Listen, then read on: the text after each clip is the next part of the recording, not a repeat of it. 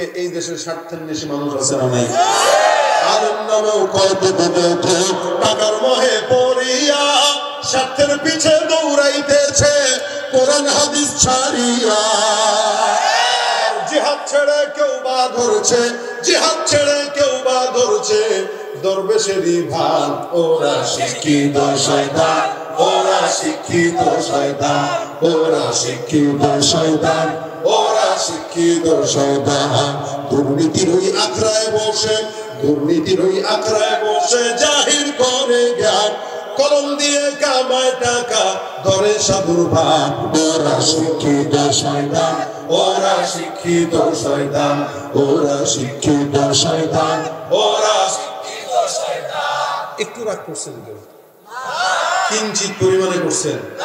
তাহলে বাদ দিয়ে দেই, রাগ করবেন না তো কেউ ইনশাআল্লাহ। আরে কিছু কিছু কথা কিছু মানুষের খারাপ লাগতেই এটারে মনে করবেন পাগলা মলম। আমাদের ঢাকার গুলিস্তানে একটা মলম বেছে, ছোটবেলা থেকে দেখতেছি, কুষ্টিয়া শহরে আছে কিনা জানি না। ও খাও যাইতে পড়লেন নতুন লুঙ্গি ছিঁড়ে ফেলেছেন, সব খাওয়ানোর সমাধান একটা মাত্র মলম। পাগলা, মাত্র 20 টাকা। আগে আমরা দেখছিলাম 2 টাকা 5 টাকা, এখন একটু উন্নতি হয়েছে। এটা দিলে একটু জ্বললেও ভালো হয়। আমি যেগুলো দিচ্ছি জ্বললেও ইনশাআল্লাহ ভালো হবে, কারণ হক কথা সবার মজা লাগে। যে ভণ্ডামি করবে তার ভণ্ডের বিরুদ্ধে বলে তার ভালো লাগবে না, যে বেপর্দায় চলবে পর্দার কথা বললে তার ভালো লাগবে না। এই জন্য ভাইরা আমার, শয়তান চতুর্দিক থেকে জাল বিছায়। কিসের জাল? বলে গুনাহের জাল, হারামের জাল, হারামের জাল। কিসের জাল? বলে জেনার জাল। কিসের জাল? বলে চতুর্দিক থেকে আসবাব মাসিয়ার জাল বিছায় দেয়। এমন ভাবে জাল বিছায় বান্দা ছুটতে পারে না। আল্লাহ পাক রব্বুল আলামিন শয়তানকে এই সুন্দর করে এরকম পাওয়ার দিয়ে দিয়েছে, যার কারণে শয়তান চতুর্দিক দিয়ে বান্দার জন্য গুনাহের আযাব দিয়ে দেয়।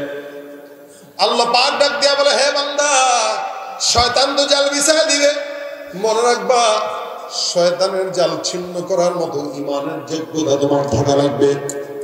কখন পারবা? যখন অন্তরের ভিতরে আল্লাহ পাক রব্বুল আলামিনের প্রেম আর নূর ঢুকে যাবে। কদ আফলাহা মান যাক্কাহা। ওই বান্দা সফল যেই বান্দাটা তার অন্তরকে পরিচ্ছন্ন করলো ঈমানের নূর দ্বারা, কোরআনের নূর দ্বারা, হাদিসের নূর দ্বারা, সুন্নতের নূর দ্বারা। ওই বান্দার দুনিয়া সফল, আখিরাতের সফল। এ মুসলমান, চতুর্দিক থেকে যুবকদেরকে শয়তান খালি ঘোষা দেয়, বান্দা ওইটা কর। আল্লাহ পাক রব্বুল আলামিনের হাবিব বলে, এই কারণে নফসের সঙ্গে মুজাহাদা করা দরকার।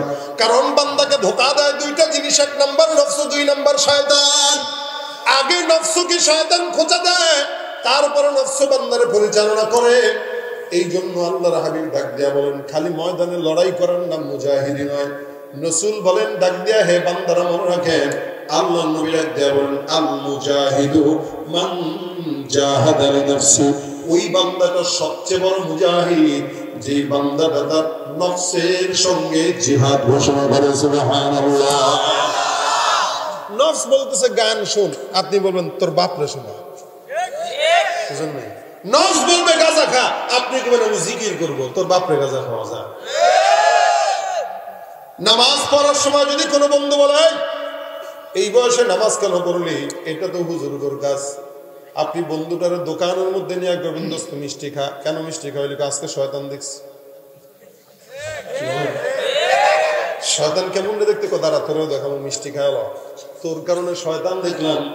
শয়তানকে সুন্দর করে মিষ্টি খাওয়াইবেন, খাওয়ানোর পরে আয়নার সামনে দাঁড়া করাই করবেন, দোস্ত দেখা যায় আমি বলে, হ্যাঁ আরে আমার ওইটা শয়তান, তুই না ওইটা। কারণ শয়তান তো আর নিজের সুরতে আপনারা ধোকা দিবে না, ওইটার ভিতরে ঢুকায় তারপরে ধোকা দেয়। আপনার বন্ধু সে যে আপনাকে বেদস্তরে গাঁজা খা। এলাকার মধ্যে মাদক আছে না নাই? এটা কি শুধু চেয়ারম্যানের দায়িত্ব নিবন্ধ করা? প্রশাসনের দায়িত্ব? এটা সবার দায়িত্ব, ঠিক কিনা জোরে বলেন?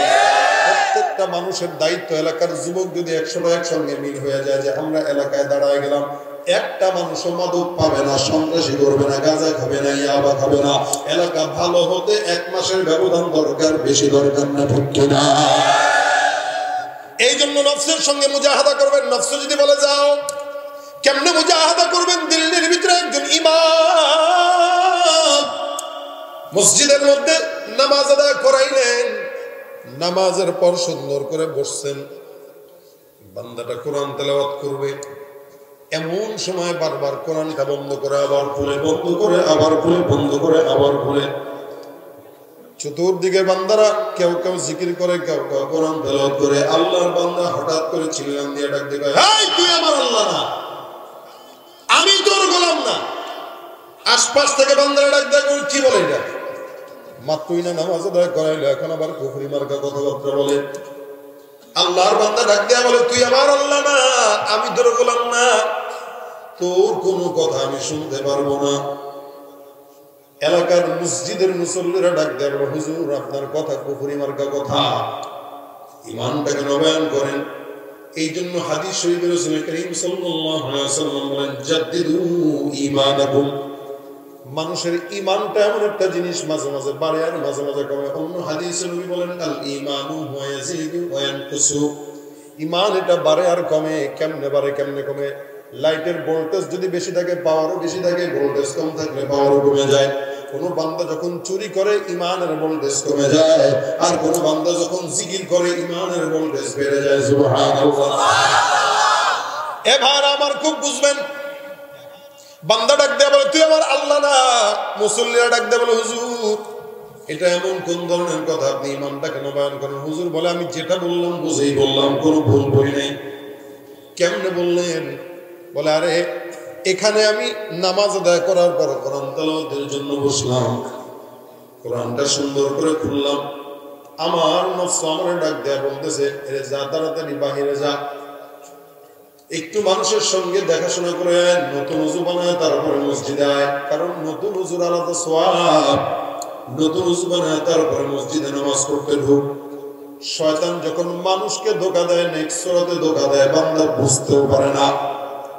এমন ভাবে ধোঁকা দেয়, বান্দা ভালোটারে ভালো মনে করে না, খারাপটাকে খারাপ মনে করে না। এই বান্দা ডাক দেয়া বলতেছে, নেক্সট সূরাতে আমার শয়তান কয়, মসজিদ থেকে বের হও, নতুন ওযু বানায় ঢুকো। কিন্তু আমার হাবিব মুহাম্মদুর রাসূলুল্লাহ সাল্লাল্লাহু আলাইহি ওয়াসাল্লাম হাদিসে বলেন, আহাব্বুল বিলাদি ইলাল্লাহি মাসাজিদুহা। আল্লাহর জমিনের মধ্যে সবচেয়ে উত্তম জায়গা কোনটা?